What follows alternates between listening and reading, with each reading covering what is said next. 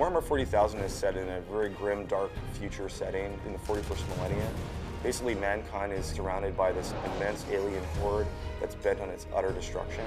It has all the elements of really traditional fantasy, like orcs and that kind of stuff, but it's set far in the future where they all have guns. We really have taken the IP to heart. Relic has a strong history of working with the GW Warhammer 40,000 IP. We love that IP, and we don't want to sell short any of the action and the violence.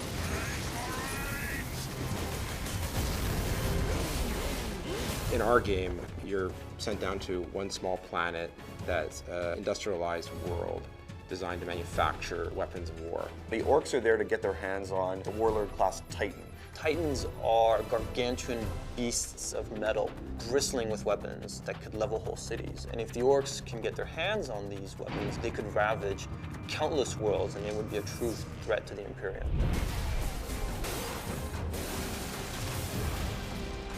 Space Marines started out as human beings, but they go through a rigorous process of training and physical transformation that really elevates them into almost demigods. Their bodies actually are implanted with new organs. Their strength is multiplied, their resistance is multiplied. Captain Titus is the protagonist in the story. He's the main character. He has the ability to take the rules and sort of interpret them in his own way, and some of the other characters in the story have different viewpoints on how that should be interpreted. Millions more of them. Our plan is unchanged. The main threat in Space Marine are the orcs. They are a brutal, animalistic, barbaric race of beings.